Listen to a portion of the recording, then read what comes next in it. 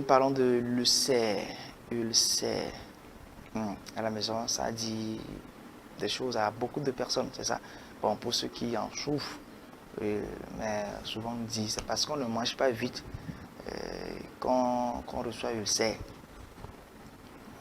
On nous dit bon, est-ce que c'est vrai? Bon, j'en sais rien. Mais lui, il est là pour nous donner le langage de la santé, l'explication selon la science santé aujourd'hui. Bonjour, Eza. Bonjour, Herman. Et merci pour tes efforts et merci à la télé. On est encore là pour parler de l'intérêt pour la population. Et je remercie également ceux qui nous suivent, et ceux qui font des efforts pour nous, des compléments, des appels. Donc, que Dieu bénisse tout le monde. Aujourd'hui, nous allons parler d'une maladie magnanime qui fait beaucoup rage depuis plus de, je peux dire, 100 ans ou 1000 ans. Elle est là. Ah bon? Oui, c'est une ancienne maladie, comme son nom l'indique.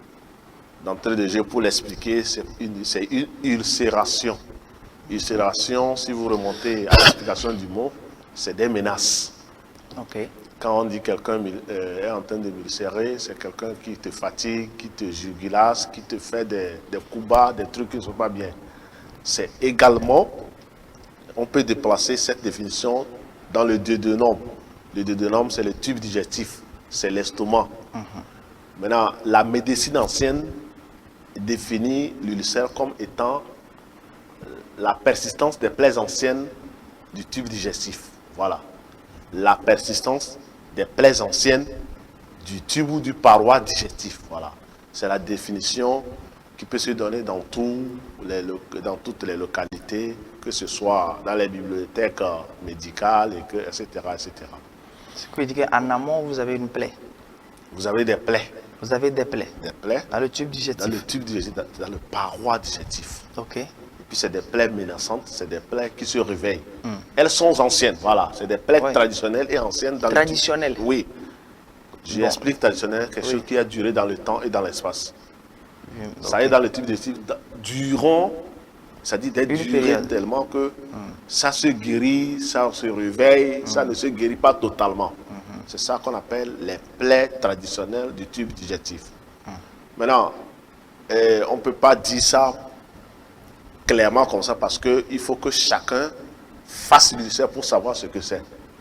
Il y a des ulcères de 3 niveaux. Niveau 1, niveau 2, niveau 3. Au niveau 1, on sent des petits trucs, des petits malaises, mais ce n'est pas toujours menaçant. Au niveau 2, on commence par voir des signes, des manifestations. Maintenant, au niveau 3, on sent qu'on a mal au ventre à tout moment. Et on confond. L'ulcère rassemble toutes les maladies possibles qui réveillent des maladies. On dit qu'on a la dysenterie, on a des plaies dans le ventre, on a des soucis du ventre, on a des maux de bas-ventre. C'est l'ulcère qui provoque tout ça là. Et maintenant, à la longue même, on sent des courbatures au niveau du dos.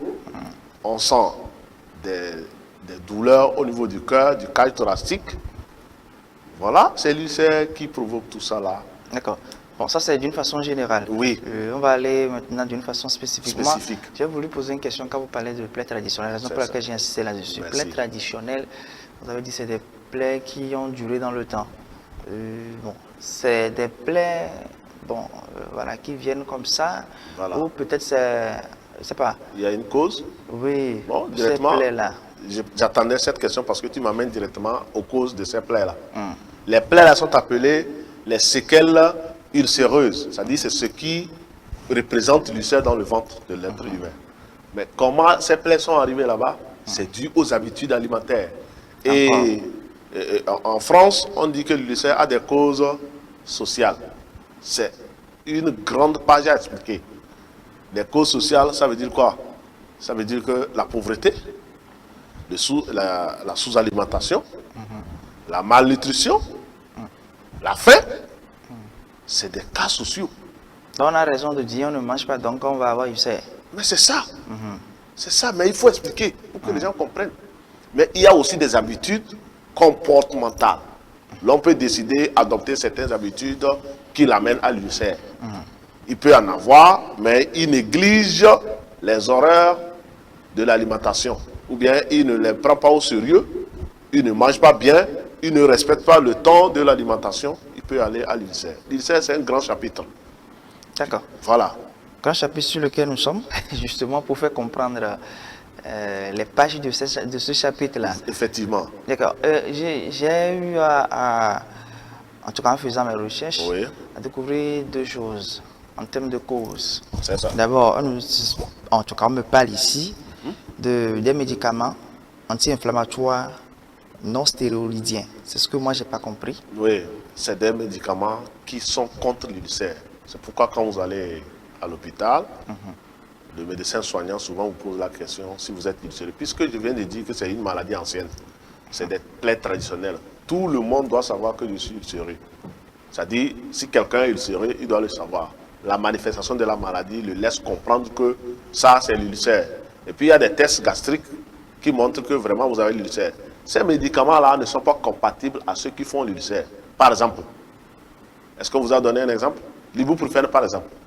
Oui, ici, ça m'a dit que si on utilise progressivement, bon, il dit l'usage progressif des maladies comme, voilà, bon, il a cité, je ne sais pas s'il faut citer ces médicaments ici, Oui. comme sont à l'antenne. Donc, lorsque vous utilisez voilà, très longuement Régulièrement, ces médicaments, vous creusez, voilà, oui. justement, Voilà. que ça va endommager la paroi de l'estomac. Effectivement. Par exemple, l'ibuprofène, on écrit ça.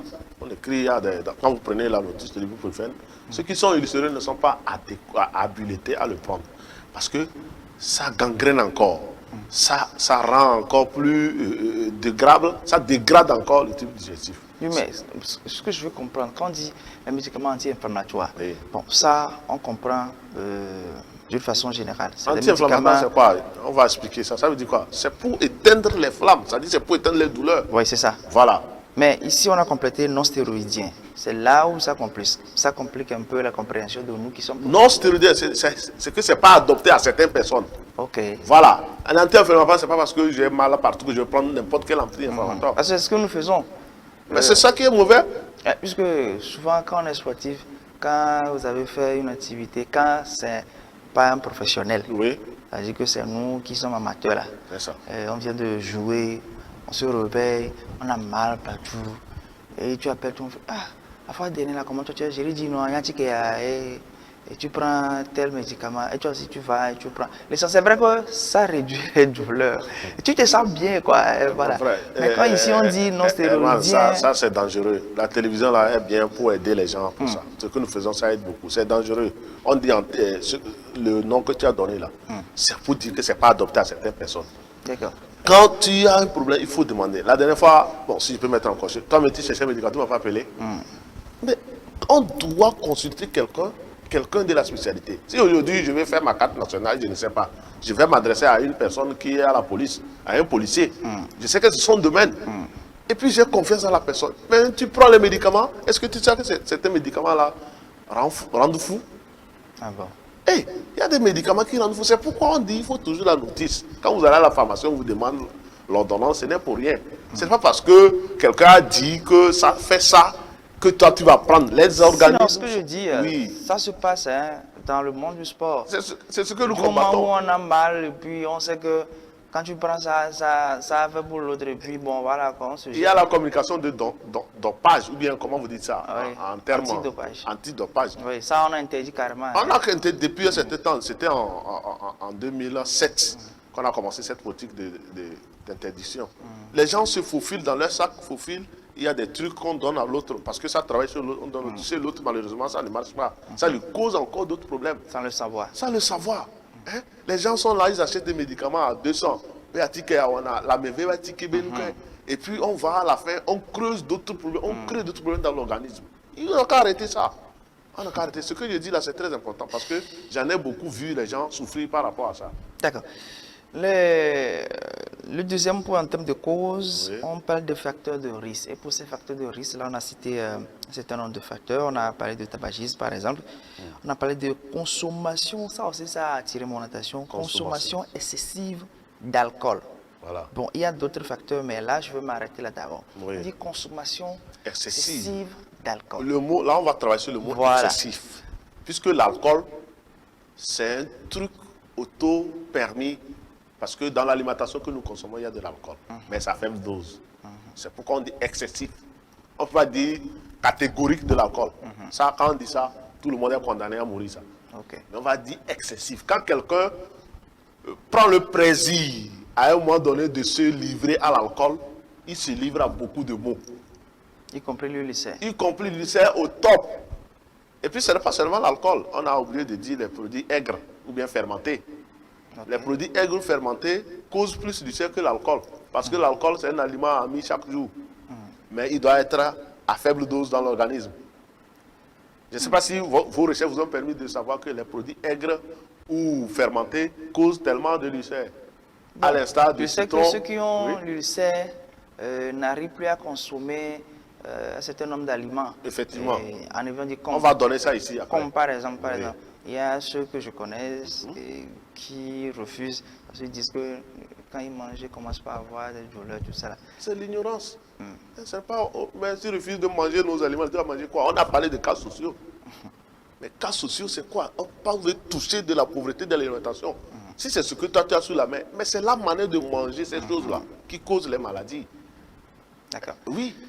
Consommation excessive d'alcool, donc là c'est important, hein, chers amis, parce qu'il va falloir quand même s'y prendre. Bon, ceux qui connaissent ce qu'on appelle troisième mi-temps, dans troisième mi-temps, là, après sport, là, la quantité qui passe par là. Ça, c'est votre donc comprenez aujourd'hui que l'alcool aussi est un facteur de risque direct qui mène à l'ulcère. C'est ça. C'est très important, il faut que les gens le sachent. On nous a parlé également de stress chronique. Et bon, pour l'alimentation déséquilibrée, tu l'as expliqué. On va en revenir. Mais stress chronique. On va expliquer d'abord le mot stress. Qui donne l'ulcère? Oui, le mot stress, c'est quoi? C'est l'anxiété, c'est le fait de ne pas bien se sentir. C'est le fait d'avoir des idées sur quelque chose, mais on n'a pas la chose. C'est le fait d'être éparpillé, d'être déséquilibré. C'est le fait d'être dessus intérieurement, mais physiquement, on se sent bien. Je m'explique de profondeur. Le stress, c'est un comportement psychique de l'homme lorsque cette personne a un problème non exprimé. C'est ce qu'on appelle stress. Je suis en train de travailler, je suis fatigué, mais l'obligation, le contrat m'oblige à aller jusqu'à 17h. Mais je suis très fatigué. J'attends quelque chose, la chose ne vient pas, mais l'obligation de l'attente m'oblige à attendre, mais la chose ne vient pas. Je suis gêné intérieurement. Vous savez ce qui se passe? Quand vous êtes gêné comme ça, le cerveau envoie un message dans votre corps. Maintenant, ça va au niveau de... Il y a des sucres des sucres, comment on appelle-t-on? Des sucres gastriques qui sécrètent. L'organisme maintenant prend en bio. D'abord, on n'a pas l'appétit. On ne veut pas manger parce que tout esprit n'est pas en guerre pour pouvoir recevoir l'alimentation. Donc, du coup, il y a des transformations au niveau du tube gastrique qui créent des parois, des lésions. Ici, j'appelle lésions des petites particules de plaie qui se collent au niveau des parois qui, à la longue, devient ce qu'on appelle l'ulcère. Voilà. Donc, le stress a une cause lointaine, eh bien, est une cause lointaine de quoi? De l'ulcère. Vous voulez parler du stress? Du stress. Et puis s'il est chronique, c'est encore dangereux. Chronique, j'ai expliqué le mot, j'ai expliqué stress, maintenant je vais expliquer chronique. Chronique, c'est redondant, c'est répétitif à chaque moment. Tu n'es pas libre, quoi. Chaque fois, tu es dans le même problème, tu réfléchis jusqu'à... Et puis, qu'est-ce qui amène ça? Tout ce que nous disons, ça a une cause qui se réfère à quelque chose. C'est le cas, le cas social. Le cas social, maintenant, c'est quoi? Mais c'est le manque d'argent. Le manque d'argent, quand on n'a pas l'argent, on ne peut pas manger bien. Quand on ne peut pas manger bien, on est soucié. Quand on est soucié, on est fatigué. Quand on est fatigué, on tombe malade. Quand on tombe malade, souvent, on va où? On va en prison. Mais si on n'a pas l'argent, on n'a rien, on ne fait rien, on veut toujours rester là, on n'a rien. Mais à la fin, c'est en prison qu'on va. Maintenant, en prison, notre stress même devient plus chronique maintenant. Et on est ulcéré, c'est la maladie. Voilà un peu ce qu'on peut retenir en termes de cause. On a parlé des facteurs de risque. On a parlé également des médicaments anti-inflammatoires. Oui. Mais il faut retenir non stéroïdiens. C'est-à-dire que ce n'est pas adapté à tout le monde. Voilà.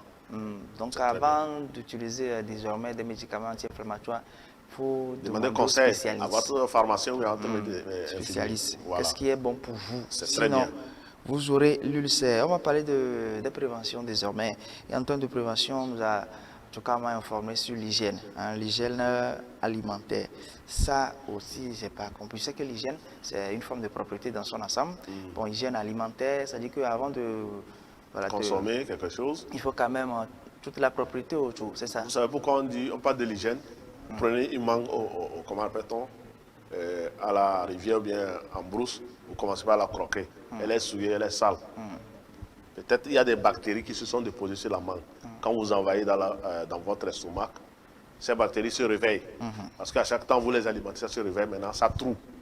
L'ulcère a plusieurs formes. Hein. Dans le duodénum, il y a plusieurs formes. L'ulcère peut être provoqué, automatiquement provoqué. Il peut être provoqué par les agents externes, j'appelle les bactéries. Il peut être provoqué par les comportements. Donc quand vous avez de n'importe quoi dans l'estomac, c'est ça qui peut provoquer. Vous avez des aliments qui sont souillés, qui sont sales. Ces aliments souillés sont là, ont des particules. C'est au microscope qu'on peut voir ça.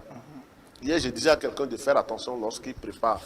Les gens pensent que quand on lave les mains, c'est tout. Il y a des trucs, à chaque instant, ça se dépose dans nos mains. Donc, il faut toujours rincer les mains avant de mouiller quoi que ce soit, la salade, quoi que ce soit. Parce qu'on envoie, on arrose ces bactéries qui vont dans notre estomac, qui prennent corps et puis qui nous font du mal. Il y a quelqu'un, quand on explique des choses, on dit, quand on vient dire, on avance seulement. Il y a un bon. Alors, dans l'explication de l'hygiène alimentaire, il y a une partie qui a retenu mon attention. On dit qu'il faut éviter les aliments irritants, comme les plats épicés et acides. Bon, les plats acides, je n'ai pas une idée là-dessus. Mais les plats épicés, souvent, quand on dit bien épicé, on sait ce que c'est. Il y a le piment, le gingembre, et puis le piment du Burkina. Il y a un piment là qui, en Afrique, c'est le piment là qui tapote. Tu prends une seule gousse comme ça, en fait, tu peux même souffrir pendant plus de 4 heures. Un piment garçon? Oui. Non, c'est pas au piment garçon, c'est le Burkina, c'est la spécialité du Burkina. Et ils prennent ça, ils accompagnent ça avec leur attiéké ou bien leur poisson, tout ça là. Et puis il y a l'alcool à côté. Mais voilà une alimentation. Mais quand on dit c'est épicé, il y a l'alcool.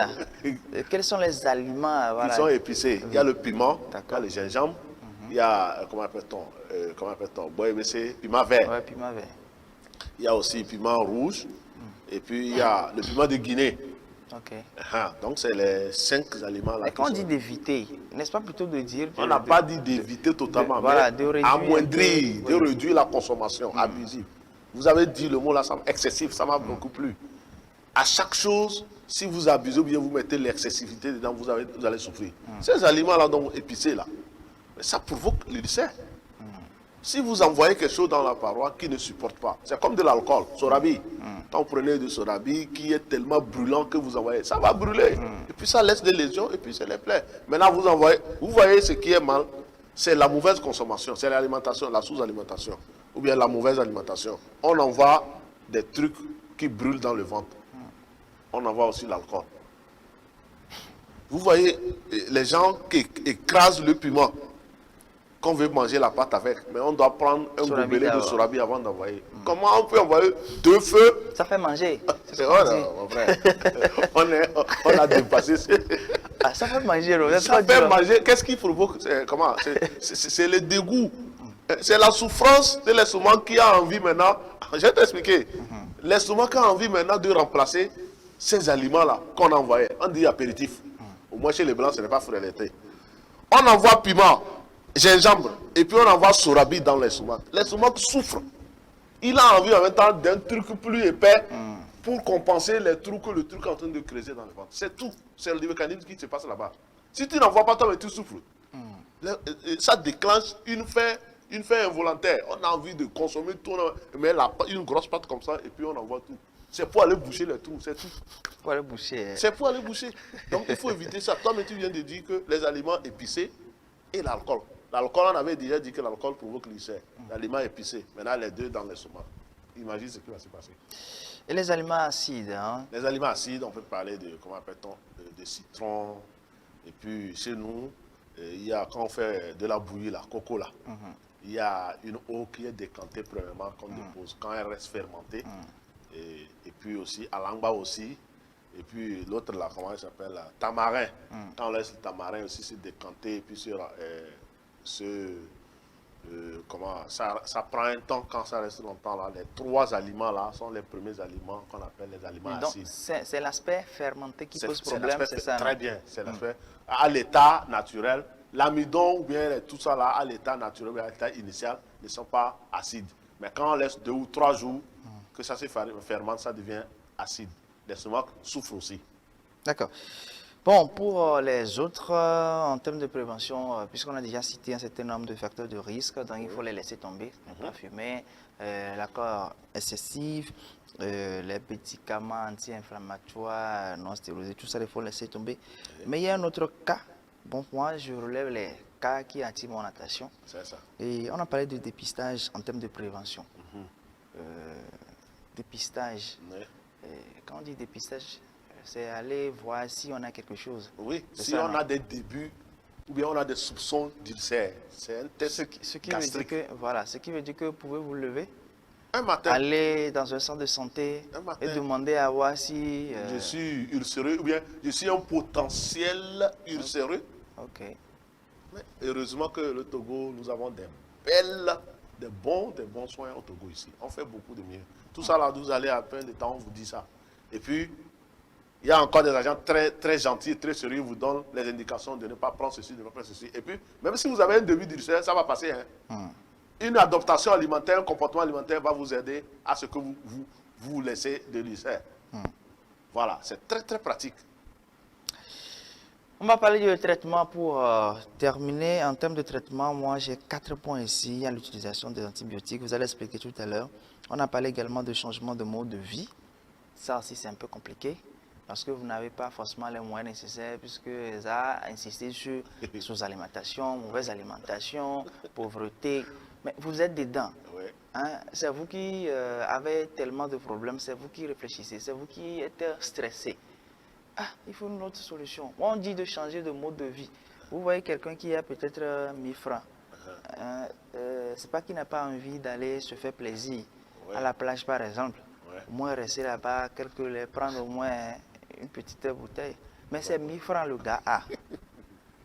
Hein? Tu le vois là-bas avec ces 1000 francs. 1000 francs, il peut s'en sortir. Là-bas. Non, ce n'est pas forcément là-bas. Voilà, c'est ça le souci. Avant-hier, nous on allait à Tikoumé. Il y a un nouveau restaurant là-bas qui fait du bien là-bas. Oui, mais... Je suis resté là-bas. Bon, écoute bien, je suis resté avec mon frère, que je salue de passage. On a fait un petit truc comme ça, nous avons une facture de 52 000. C'est pas moi. Tu vois, non? J'espère que tu me comprends. Non, je comprends. Est-ce que moi seul, je peux me lever et aller là-bas? C'est ce que je dis. Le gars a envie de faire comme toi. Mais le gars a 1000 francs, 1500. Mais derrière là, il y a enfants et tout ça. Donc, non seulement on parle bon, je ne peux pas parler de pauvreté, de manque d'argent parfois, mais c'est plus de stress en termes de problème. Parce que le problème n'est pas que financier. Souvent, c'est d'autres choses, c'est la famille qui vous tombe dessus, c'est ci, c'est ça, et puis ainsi de suite, ainsi de suite, ainsi de suite. Tout se résume aux finances. Hein. Bon, pas forcément. Si vous avez les faits, vous allez résoudre ça. Il y a des gens qui sont bien aisés, hein, mais il faut aller voir à l'intérieur ce qui se passe. Ça aussi, j'en connais. C'est toi qui le dis. Hein. Quelqu'un est bien aisé, c'est qu'il est bien aisé. Dehors, hein. Oui. C'est une belle villa. C'est une belle villa que vous voyez. Oui. C'est des gens qui sortent avec, voilà ce que vous connaissez. Les grosses cylindries, oui, tout ça. Il faut vivre avec 1 mois, 2 mois pour comprendre que. Tu comprends. Ici, là. Ah oui. C'est pas ce que tu pensais lorsque tu étais en dehors de la belle villa. Mais voilà. Sur ce point, il faut nous aider. Vous, les hommes de médias, et nous, on doit travailler ensemble pour nous aider. Il faut donner l'information aux uns aux autres. Les gens sont sous-informés. Il ne faut pas les faire peur. Dire que c'est parce qu'on n'a rien. J'ai parlé de cas sociaux. C'est parce qu'on n'a rien qu'on ne peut pas vivre une vie décente. Ça, c'est faux. Moi, je le dis souvent.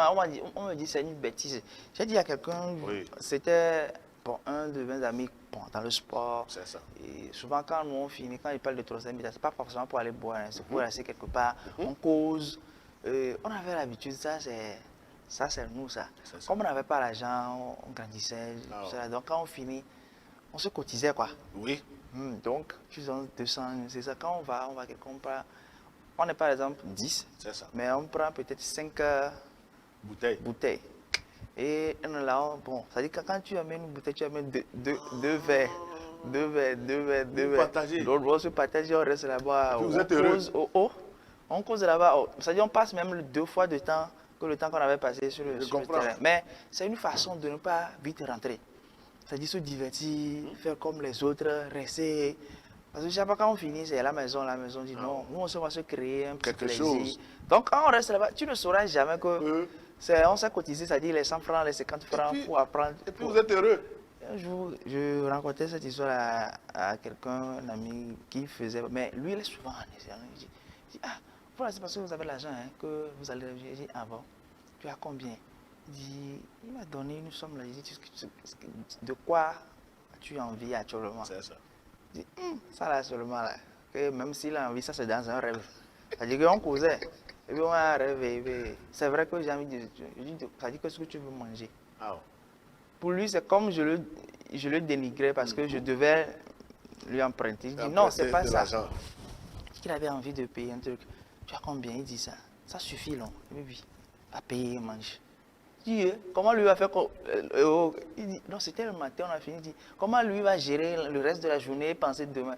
Si lui prend, parce qu'il devait acheter un truc de 700, voilà, il va lui rester 400, un truc comme ça. Si lui va prendre 700 pour manger tout de suite là. Et le reste de la journée, lui va gérer comment? Il va gérer comment? C'est vrai ce que tu as dit, c'est un problème qui nous arrive à nous tous. Mais c'est après qu'on m'a expliqué et j'ai compris aussi autrement avec l'expérience.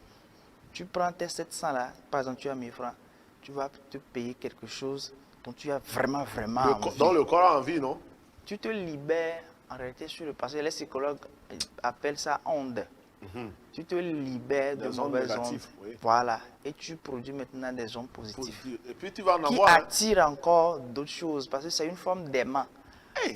C'est-à-dire que l'onde que c'est ça qui attire. La nature aurait du vide. Merci. Ou bien. Donc quand tu es en joie, tu dégages tout ce qu'il y a comme positivité. Tu vas gagner. Attends-toi quand même à de bonnes choses dans les heures qui viennent, dans peut-être les jours qui viennent.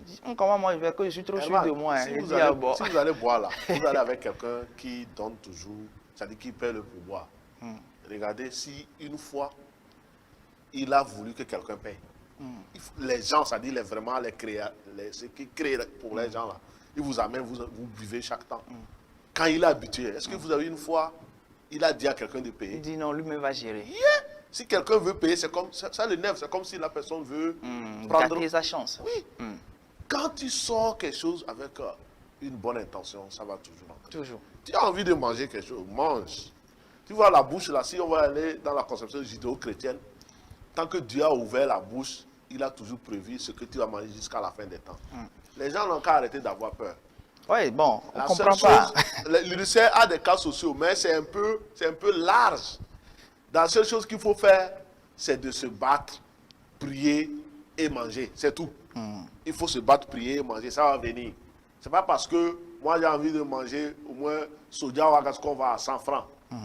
Je n'ai que 100 francs dans ma poche que je ne vais pas acheter soja wagas. Si j'achète ça demain à l'heure là même là, il y aura des miracles que je vais manger. Il faut que les gens comprennent. Les hommes de Dieu n'ont qu'à dire aux gens que n'ont qu'à avoir le cœur libre. Parfois, c'est Dieu qui bénit. C'est le temps qui fait peur aussi aux gens. Par exemple, ce que je viens de dire, tu le fais peut-être dans la journée. Il dit comment lui va gérer le reste de la journée. Oui, il a raison.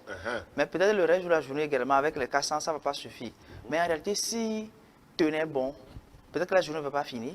Peut-être que la journée va finir, il va avoir un peu mal, mais juste le lendemain, il aura le multiple de ce qu'il a perdu. Est-ce que tu vois ce que ne comprend pas. Tu as déjà vu ce que les animaux mangent? Ah ben oui, hein. Tu as déjà vu? Ça aussi, c'est un autre sujet. Social. Oui. Les petits Djarma là qui nous collent les chaussures quand ils vont là, tu sais comment ils vivent? Quand ils ramassent l'argent là, tu sais qu'ils ont l'argent, leur budget c'est fort. Oui. Ce qu'ils gagnent en longueur dans la journée peut gagner au moins 3 000 chaque jour, 3 000 chaque jour. Une semaine, il a quelque chose que même un fonctionnaire ne peut pas avoir. Mais il casse, il envoie l'argent chez eux. Du matin jusqu'au soir, il ne fait que boire les trucs frélatés, des trucs, il boit comme ça, et le soir, il va en prendre combien? 5 ou 6 boules de pâte. Il boule le ventre, il dort. L'argent qu'il gagne là, ça va où? Ça va chez eux, c'est pour créer des trucs. Mais pendant ce temps, il est en train de souffrir, se tue à petits coups. Et c'est vrai que tu veux comprendre ce qu'il dit. Je vois le système. Tout ce qu'il ramasse, il y a des besoins au village, bien il envoie, on fait un champ, ou bien on achète des bœufs, on dépose. Mais ils mangent mal. Mais ça va le rattraper. C'est comme ça aussi nos frères, nos amis, les Il aura l'argent après, mais il aura l'argent après, mais combien de temps il va vivre? Voilà. Le truc a déjà poiré, le ventre de... Et maintenant, l'argent même qu'il a dans le futur, c'est pour aller se soigner. C'est pourquoi on dit des vieux malades. Les vieux malades, c'est quoi? C'est parce qu'on a créé certains trucs dans l'argent. Mais tu as l'argent, tu as 2000 francs. Tu veux te faire plaisir. Il y a des différences. Vous allez au niveau de Carrefour Plateau, là. Il y a un bar là-bas que moi j'apprécie très bien. Tout le monde a son plat. C'est chic, c'est joli. On dit Viviane ou bien quoi. Tu as même 1500. Avec le respect qu'on va te donner, on t'amène un bon plat avec même torchon, c'est couvert. Tu t'assois dans les fauteuils bourrés. Quelle est la différence entre toi et un riche? D'accord. Mais tu as fait la pub du bar, donc le bar va payer après. D'accord. C'est une façon de... Alors, j'ai appris ce qui peut s'agir aussi d'une intervention chirurgicale. Pour le cerf. Ça m'a un peu choqué. Et je me suis demandé, c'est quoi... qu'est-ce qui peut pousser jusqu'à une intervention chirurgicale? C'est au niveau 3. D'accord. Quand la plaie devient très béante, on sait que les intestins, la paroi est tellement atteinte. Il y a des plaies qui sont bien, tu sens, tu n'arrives même pas à marcher, tu es courbé, tout ça là. On va t'amener à l'intervention chirurgicale pour essayer de booster ou bien de boucher ces trous-là. C'est des trous, en fait, c'est des trous. Hein. Et puis, le danger, c'est quoi? C'est quand on persiste dans le mal que la maladie grandit. Hein? Vous restez affamé. Par exemple, tu sais, j'ai parlé qu'au lendemain du carême, nous allons toujours attendre des malades. Oui. Ça commence déjà. Ah bon? Oui, les gens viennent. Ceux qui ont eu des habitudes mal au cours du carême, ça commence pas déjà, ils nous appellent que j'ai mal au bas-ventre, j'ai mal au ventre. Même les gens qui n'avaient pas mal au ventre. Mais c'est des habitudes. Mais chez eux, quand vous donnez des conseils, vous les conseillez des trucs là, ils prennent, ça passe. Mais quand ils persistent dedans, la plaie va continuer par être béante. Alors que l'explication médicale dit que c'est des plaies traditionnelles, c'est des plaies anciennes dans le tube digestif. Donc, si une fois vous voulez finir avec ça, il faut commencer par bien manger. Bien manger ne veut pas dire d'aller voler beaucoup de choses pour venir manger. Mangez ce que vous avez, mais de bonne qualité. Et à l'heure. Et prenez plaisir à manger ce que vous Prenez plaisir à manger. La pâte là même peut résoudre beaucoup de choses. Quelqu'un qui se réveille très tôt le matin avec une petite bonne sauce, il mange la pâte. Les gens disent que c'est un bourratif. Non. Après tout, c'est la santé que ça donne. Nous, au village, on a mangé la pâte d'hier. Mais aujourd'hui, moi-même, ma langue, je ne sais pas pourquoi ma langue a changé. Je n'arrive même pas à manger cette pâte. Et ça me fait mal. Nous, on trouvait du plaisir, mais on se querellait. On mange ça avant d'aller à l'école. Mais aujourd'hui, même, je vois ça, mes enfants, même, c'est ça même, ils prennent pour aller jeter sur le potoir. Ça me fait mal. C'est pas bon. Oui, alors que ça booste les trous. Le matin, on ne peut pas manger avant 9 h. Il faut prendre cette habitude-là. On ne peut pas manger avant 9 h. Avant 9 h. Pourquoi? Généralement, ce n'est pas bien. Pourquoi? Médicalement, ce n'est pas bien. Pourquoi? Il faut laisser. Ce qu'on peut faire, c'est de boire de l'eau, suffisamment d'eau. Quand vous vous réveillez très tôt le matin, vous prenez un bol d'eau et vous attendez. À partir de 9 h, 9 h 30, là, mangez consistamment. Prenez les habitudes de manger. Est-ce que ce n'est pas en fonction de chaque personne? J'ai eu une autre question derrière. Oui. Mais est-ce que ce n'est pas en fonction de chaque personne, par exemple? Parce qu'il y a des gens qui se relèvent, qui se réveillent tôt, qui vont peut-être pour leur boulot, je vais le dire juste comme ça, ils vont à leurs occupations. Mais sauf que ces personnes-là n'ont plus vraiment le temps de récupérer. C'est-à-dire quand ils partent comme ça, quand ces personnes-là partent comme ça, c'est peut-être pour la pause, ça va jusqu'à 13 h, 14 h, 15 h. Vous savez qu'il y a des projets. Oui. C'est-à-dire que vous postulez pour un projet. Oui. Ce projet, c'est pour 3 mois, c'est pour 4 mois, c'est pour 6 mois. Mais le projet vous impose à quitter peut-être à 4 h.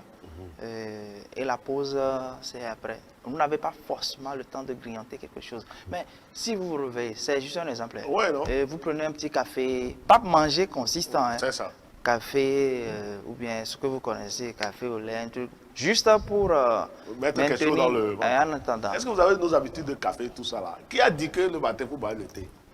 Je ne sais pas, on le J'ai fait des études, j'ai vu que vraiment, généralement, normalement, le matin, comme ça, on ne peut pas boire de café. Hein. Bon, je ne parle pas de café, hein, le thé, voilà, disons le thé. Le thé, on met souvent le café dedans. Oui, mais bon, il y a des gens qui ne prennent pas le regarde café. comment tu es debout, tu es joli, tu es propre. Tu penses que si tu changes les habitudes alimentaires, tu ne vas pas tomber malade? C'est parce que tu as adopté une chose saine qui est apte à ton comportement et à ton organisme. qui te fait toujours debout. Regarde le travail que tu fais, de gauche à droite, tout ça là. C'est parce que tu as adopté des habitudes, tu as connu ton corps, ton organisme, que voilà, si je fais ça, ça va te causer. Moi, comme ça, je fais le carême jusqu'à 18h, si je ne mets pas l'eau chaude là, moi je vais tomber, je vais avoir mal au ventre. Je me connais. Quelqu'un d'autre, c'est avec glaçon qu'il rompt le jeûne. Et ça aussi, après, on va parler de ça. Tout ça là, qu'est-ce qui est la norme? Normalement, au moins le matin, vous dormez jusqu'au petit matin. Il faut un peu d'eau chaude. Mais ce n'est pas forcément les intrants, les colorants, les gens même d'autres. Le matin, ils mélangent des trucs, gingembre, des trucs, tout ça là. Le ventre est creux. Toi, tu mets des trucs épicés. Mais c'est ce que tout le monde dit, hein, qu'au matin, nous faut tu es bien Lipton citron là, alors que ce n'est pas l'heure adéquate. Généralement, les trucs, ça se boit à la veste. Pour aller au lit, qu'on prend souvent l'eau chaude pour digérer un peu. Pour aider le corps à digérer. Mais quand on se réveille très tôt le matin, les Germains là nous ont tellement embobés dans les brouettes là. Tous nos frères, les aides-moi là, c'est Lipton citron, ils prennent. Café même citron.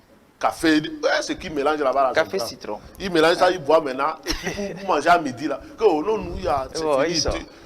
Tu n'as plus faim, tu peux travailler jusqu'à. J'ai vu quelqu'un devant moi, pas on a dit devant moi, qui est venu, il dit café. Et le gars veut mettre, il dit non, virez. C'est-à-dire que le truc est juste comme ça. On a mis 2 cuillères de café. Oui. On met petit eau. Il dit d'ajouter encore citron. Un citron. Il dit, c'est pour faire quoi? Dans le ventre. Il dit, oui, quand tu le prends, que lui, bon, tu peux conduire. Ça, c'est ce que tu as vu, non? Dans ton ventre. Ce que les gens mettent ici, là, dans le ventre, là. Si on te montre un jour, tu vas crier.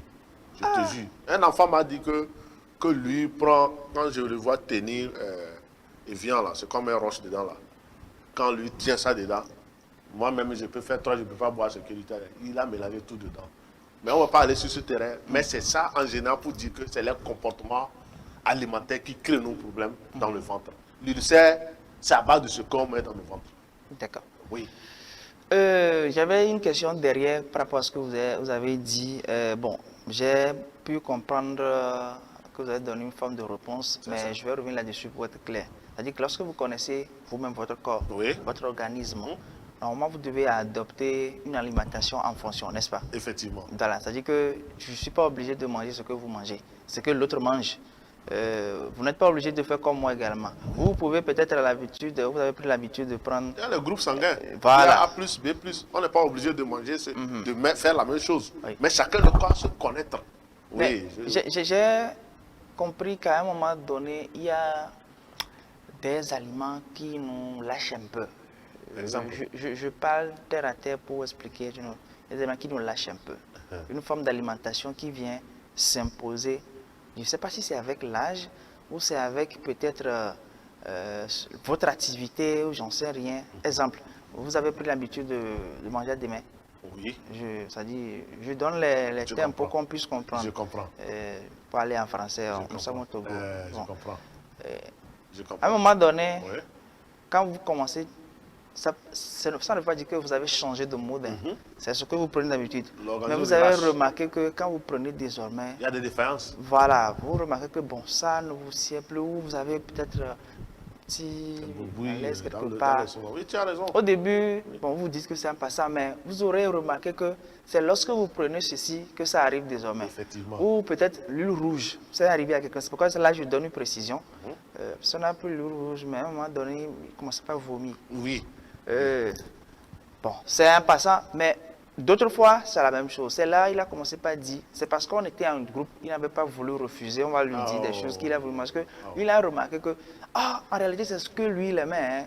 Dans son enfance, il prenait ça avec du gari, comme on a l'habitude de le faire. Gari photo, là. Il tenait à remarquer quand il prend l'huile rouge, ça lui crée des malaises. Des malaises. Soit il vomit, soit il a mal au ventre. Et je lui ai dit, est-ce qu'il s'est passé? Il dit non. Que c'est venu comme ça en fait. Un jour, il a encore pris et puis il a senti des maux. Mais c'est le ventre. Il faut se désinfecter. Que ça peut... Lui là, il faut le désinfecter. Il y a des aliments, l'albendazole en sirop, qu'il faut prendre pour tout ce... C'est ça que j'ai dit ici, ça se résume. Quand vous allez faire 3 mois, 6 mois, 1 an, ça se désinfecter, ça se vidanger, vous allez toujours engloutir les mauvaises choses. Vous savez qu'il y a des déchets qui restent dans l'homme pendant 3 ans, des déchets de 3 ans dans l'organisme. 3 ans. Oui. Ça est dans l'organisme. Quand il n'y a pas une force Il n'y a pas une force passive pour pouvoir pousser ça, pour faire sortir, pour que vous deveniez jeune. Mon frère, vous allez toujours souffrir. Quand c'est sale, la paroi est toujours sale, vous allez ramener ça. C'est ce qui provoque les vomissements. Comment se désinfecter Oui, j'ai dit. Oui, c'est vrai qu'on ne peut pas donner forcément le nom des médicaments ici, parce que vous l'avez dit, un médicament que vous me prescrivez peut ne pas être forcément le même médicament pour autrui. Alors ici, lorsqu'on dit des choses comme ça, c'est comme c'est pour tout le monde. Non, chaque personne avec sa maladie. Il y a des intoxications et des infectations. C'est quoi on doit faire? Voilà. Intoxication, on peut faire les deux. Ou désinfection? Un malade a seulement besoin d'une seule méthode pour pouvoir se guérir. Quelqu'un qui vomit, il boit juste, ne serait-ce que l'eau, il vomit. Il faut le désinfecter. Ça veut dire que la paroi digestive est sale. Tout ce qu'on met, et puis il y a plusieurs manières. J'étais parlé une fois des Ghanéens qui ont toujours ce qu'on appelle les purgeoirs là dans leur chambre. On ne te dit pas d'aller faire ça, parce que quand tu es malade, tu sais que tu es malade. Herman. Et puis il va dans le coin, il fait ça très rapidement, il revient, il est jeune, il est propre. Et puis les gens négligent ça à Lomé ici, ce n'est pas bien. Moi, je n'ai jamais vu ça dans les chambres des gens. Au Ghana, moi, quand je passe mes jours, je vais en mission, je travaille, je vois ça. Moi-même, entre-temps, j'avais voulu même commencer par... Mais j'ai vu que ça peut passer. Parce que nous, ici, là, on aime trop la pharmacie. Vous savez qu'au Ghana, il n'y a pas de pharmacie comme ça. Il n'y a pas de pharmacie. Les gens du Ghana m'appellent. Je donne les produits, maintenant, là, ils cherchent. C'est les petits coins comme ça, là, où on vend des trucs. Quelqu'un crée quelque chose, il vend. Il n'y a pas de pharmacie ambulante comme chez nous ici. C'est en Côte d'Ivoire, moi, j'ai descendu de l'avion, j'avais mal à l'oreille. J'avais mal à l'oreille. C'est dans l'aéroport même que j'ai vu comment on appelle la pharmacie. Mais le seul problème, c'est que les produits étaient très chers par rapport ici. Mais la forme, la manière des médicaments, c'est différent. Donc, quand il y a la pharmacie, vous allez voir que le taux de problème va diminuer. Mais au Ghana, comme ça, c'est la tradition. Et ils font ça. Et puis donc, bien qu'ils soient traditionnels, ils comprennent que ça, là, ça peut résoudre le problème. D'accord. Vos mots de fin par rapport à cette maladie, l'ulcère, en tout cas, on l'a développé. Mon mot de fin, pour l'ulcère, il faut boire de l'eau. Si vous allez dans ma voiture, là, moi, je ne sais pas combien de gobelets, moi j'ai déjà bu. L'ulcère fuit quelqu'un qui boit beaucoup d'eau le matin. C'est le premier conseil que je vais donner aux amis. Pas faire les gens chaque matin vont commencer par boire. Mais ils ont déjà commencé. Et puis les gens ont vu le résultat. Quand je venais tout à l'heure, les gens, on a un baiser où on s'assoit, les gens, je les ai dit qu'on va parler de l'ulcère à la télé. Ils ont dit que lui, il a déjà résolu ses problèmes, mais il va suivre pour voir ce que nous allons dire. Les gens commencent pas à boire. Quand je m'assois comme ça devant, là, j'ai dit ça. Il faut boire de l'eau. Boire comment? À quelle quantité? Ou il faut juste prendre quelques gorgées? Vous voyez ce que j'ai déposé là, le gobelet, le matin, il faut boire de l'eau. Quand tu te réveilles là, il faut boire de l'eau. Ça permet maintenant, l'organisme va rire. Il y a des trucs qui se sont passés dans la nuit, les trous là, l'organisme lave maintenant, et puis tu urines, tu laves maintenant les déchets qui ne vont pas infecter maintenant la paroi digestive. Quand tu bois de l'eau comme ça, tu es toujours susceptible de renvoyer toutes les maladies susceptibles de t'avoir. Mais les gens ne boivent pas. Si ce n'est pas quelqu'un qui a chaud dans le soleil, il achète puis et puis comment boire de l'eau? Je ne dis pas d'aller chercher glaçons, manger par que, oh, il y a le noussi. Non. Il faut avoir l'habitude. Il faut se déshydrater chaque temps. Est-ce que vous voyez? Maintenant, déshydrater maintenant, synonyme de hydratation, il faut comprendre que l'eau vient maintenant, il faut s'hydrater chaque jour. Merci beaucoup.